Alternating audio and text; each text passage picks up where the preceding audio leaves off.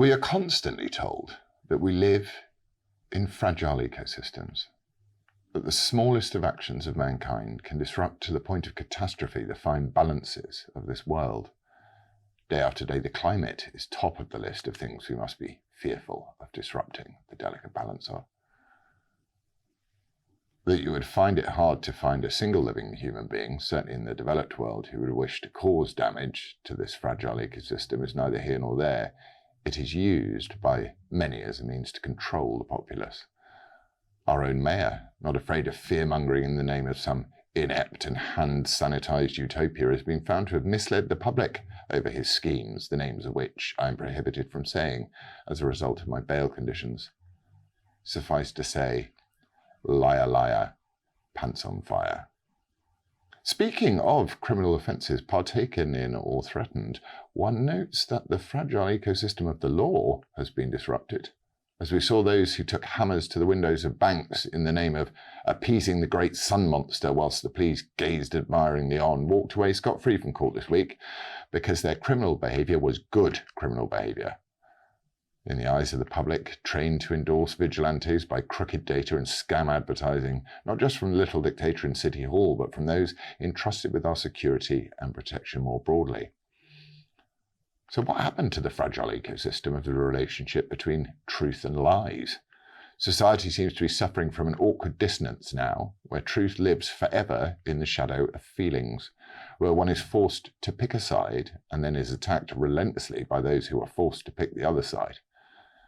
Despite the fact that Sadiq's schemes have been shown to be useless and the premise of them built on lie upon lie, actual criminal damage goes unpunished, whilst imagined criminal damage will see an individual thoroughly taunted by our two-tiered policing system, a system so utterly broken and corrupt, it feels like dismantling the whole thing and starting again from scratch is the only viable option.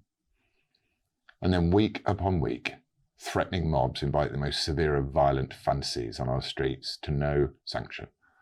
Either the police are scared or, as I suspect, somewhere high up in Sadiq's diversity is our strength tower, orders are quietly passed down to the street to be soft on those who shout for murder on our streets. Society itself is the most delicate ecosystem of all. It is reliant on trust, equality, and a fundamental fairness which binds the citizen into certain behaviours and commitments for the greater good. This system works well as any human-made system can, when justice is done and is seen to be done. But those days are long gone. Anyone who believes that the law is applied equally these days needn't look too far for evidence of the contrary. And this is a major problem.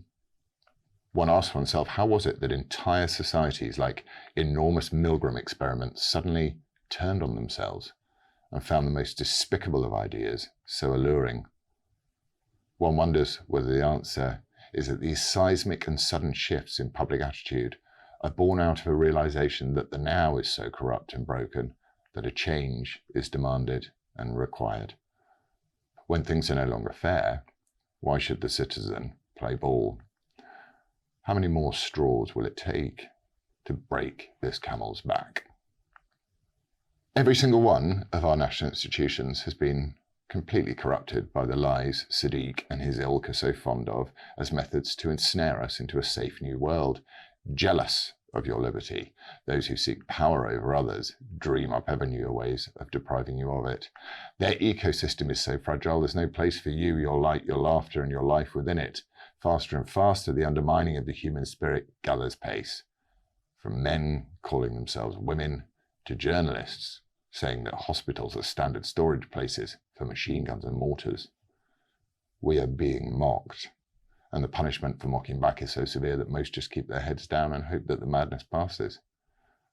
I too wish that this gathering storm would pass us by, but in years of watching, things have continued to deteriorate to the point of dangerous lunacy.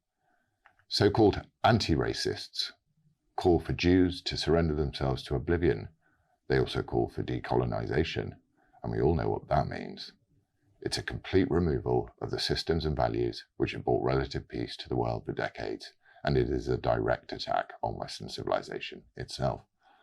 And perhaps a darker thought comes to mind, that mankind has grown bored somehow of his affluent leisure and wishes to shake things up a bit, to get the blood flowing, to really feel alive. And perhaps in order to really feel alive, man has to feel death again, to bring about chaos, just to remember that there is something beyond these screens we live on, something we cannot control, which can capture us in its brutal embrace at any minute. Or it may be all for nothing, just another period in our history, a fever in humanity which will pass for common sense once again to return, and one must hope for that, because the alternative is terrifying, and we seem to be walking knowingly or unknowingly towards the end of patience, the end of tolerance, the end of structure and harmony, and towards chaos and the abyss. And when the chaos comes, it will come for us all. There's no hiding away and waiting for that storm to pass. We will each have to play our part in that story. So it is time perhaps for us all to decide which part we wish to play, and what kind of tomorrow we would wish to emerge from this gathering storm.